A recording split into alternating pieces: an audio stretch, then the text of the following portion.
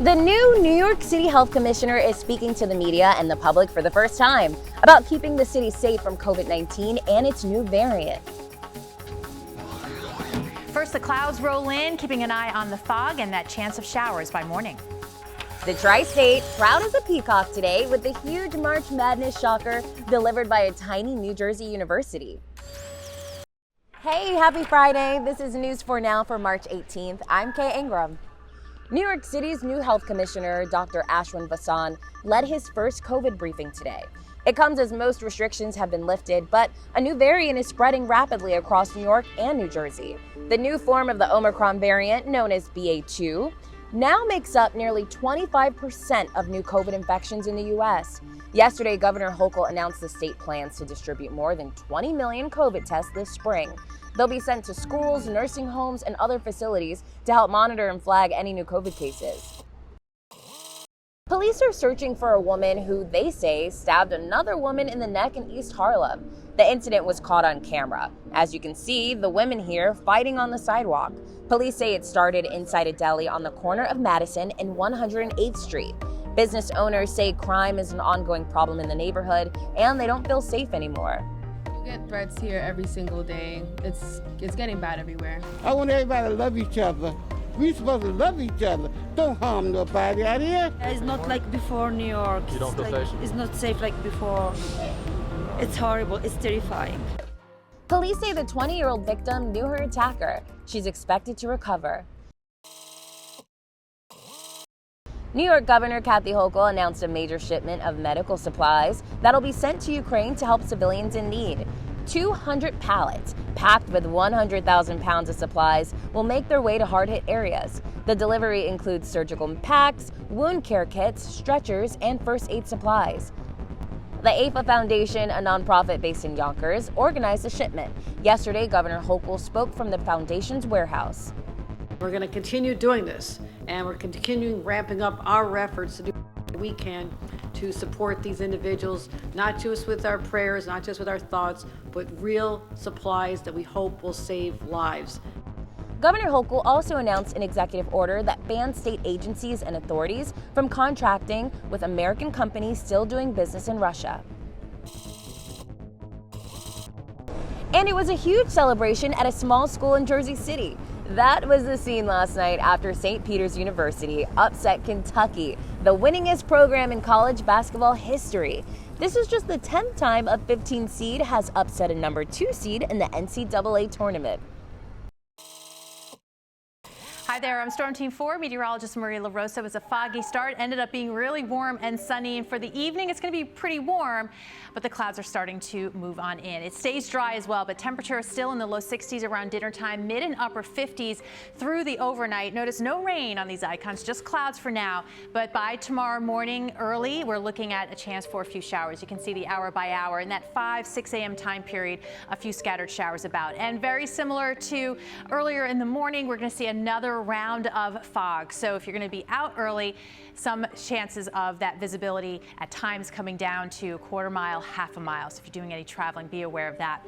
But again, overall, it's all about how mild it is for now. Temperature-wise, starting off overnight temperatures down into the 40s and the 50s. We'll manage the 60s in places, but again, keep that umbrella and the rain gear handy. Showers likely all day. All right, up next, he won a Tony Award for his costume design in Hamilton. Now, he might win an Academy Award for his work in West Side Story. News 4 Now is here to introduce us to Paul Tazewell. Check it out.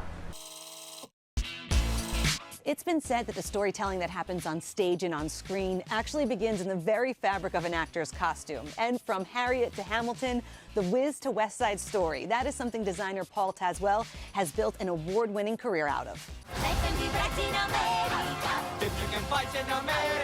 Mr. Tazewell, do we start with the beginning? Do we start with the latest? Or should I just say congratulations, because everybody is talking about West Side Story.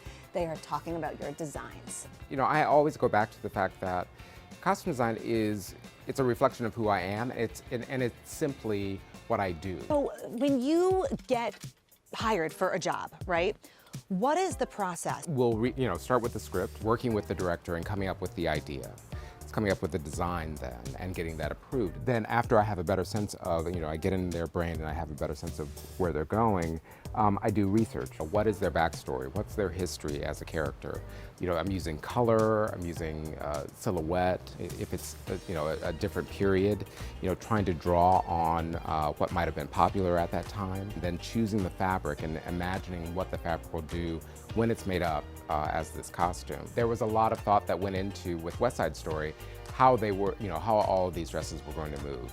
For Stephen, he was very interested in, seeing the ruffles of the petticoats, because he wanted to capture how they moved in space and how they were an extension of the dancers' bodies. I created a color palette that it was defining how I wanted to see the world of West Side Story. When you look at a lot of period photographs of New York City, in 1957. It's very concrete and steel. And I wanted to capture that in the background and then have the aliveness and the hope and promise of Latinx community be reflected with warm tones.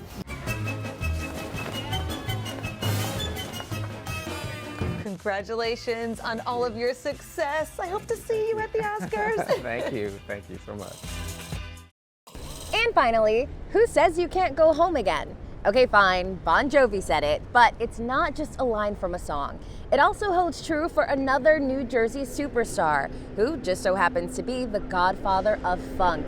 I'm talking about George Clinton, who happened to celebrate his 80th birthday celebration today. And he's not only celebrating it, but he's helping to usher in a new generation of funk masters. News 4's Pat Battle was there to check it out. Take a look.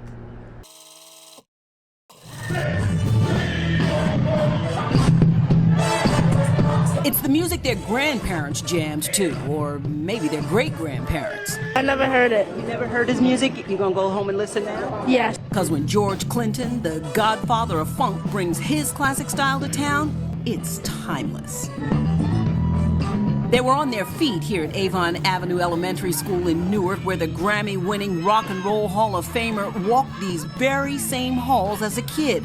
Parliament Funkadelic was born and nurtured right here. We would sing at night, in the evening, and under street lights, just to hear the harmony ring out through the different places. I remember this whole neighborhood with music on my mind. When I look at the streets, I remember rehearsing here, I remember singing there. And George Clinton came back to give back, not just his time and his cosmic energy, but also to donate $5,000 worth of instruments and equipment to the music program here. We reminisced with the legendary entertainer in the music room that's now named in his honor. Frankie Lyman and teenagers set all young kids about on that course of thinking they could do it. And as soon as we got started, Smokey Robinson and the Motown sound came out. So that was enough to give you some more energy. And we put it all together. We called it Parlor Funkadelic Mint Thing, P-Funk. That is the school music director, David Wallingford, who got these kids funked up for this performance. That's Danny on violin. He did it. He had the same school I had to go to. If he could do it, I could do it. Most definitely. And when a megastar comes home, everybody gets lit. That's incredible, the commitment he has, not just to the music, but to the community and these young people. I was thoroughly impressed and had a good time in the process. This was part concert, part motivational speech. What gave me the courage? I don't know what gave me the courage. The funk just lead me. The funk is do the best you can and funk it. So that was my strength, that was my courage. The same day they had their birthdays. And all homecoming.